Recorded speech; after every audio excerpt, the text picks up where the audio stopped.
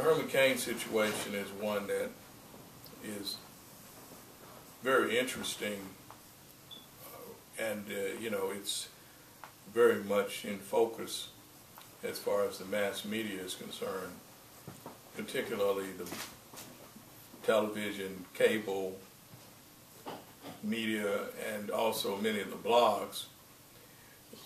But I think that the focus on his candidacy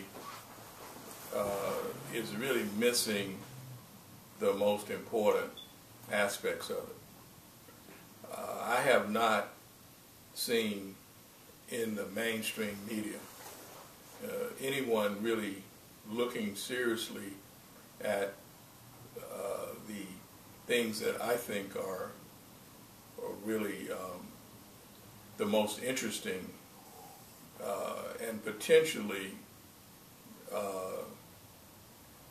very, very transformative aspects of his candidacy.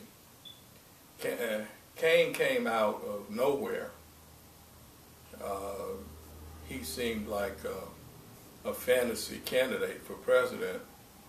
It seemed so extremely implausible that he was running, much more so than when Senator Obama decided to run for president.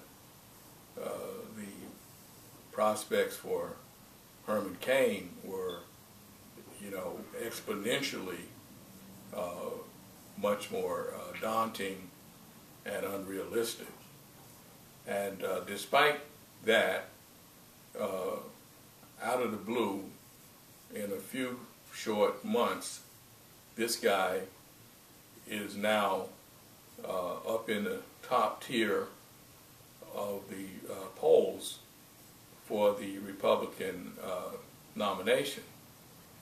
Now, notwithstanding the fact that there is this controversy going on, before addressing that aspect of things, the reality is that how did Cain get to the top of the Republican polling? How did he come from nowhere to get into that position? That's the first thing that no one is really examining in the mass media. How do you think he got from basically out of nowhere, like you're saying, to be where he's at today?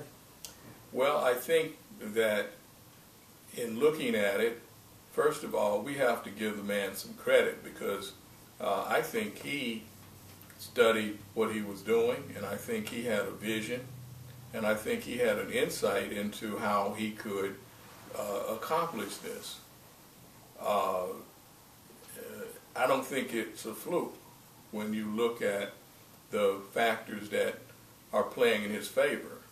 He saw an opportunity to become the favorite of the Tea Party Republicans, the extreme conservative Republicans. He understood, and they're not giving him credit for this, that he had a chance to win the Tea Party support by the politics that he so freely espouses. All of these kind of outrageous comments that he so consistently makes, he out Palin, he out Bachman, he out Newt Gingrich, and of course he out Perry.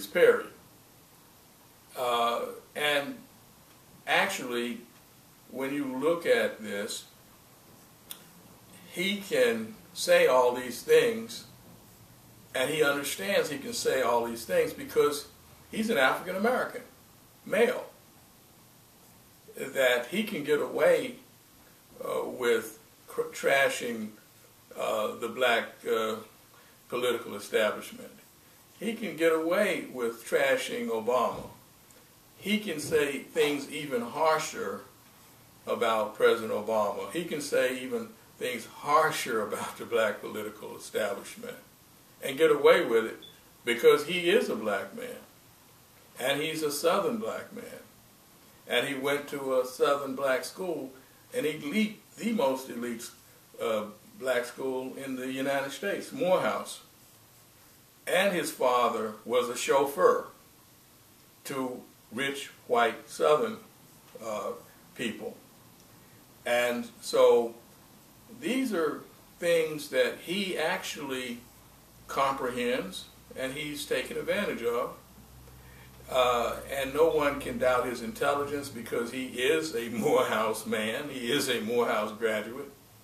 And then, of course, he had an extraordinary business career that he was able to capitalize on.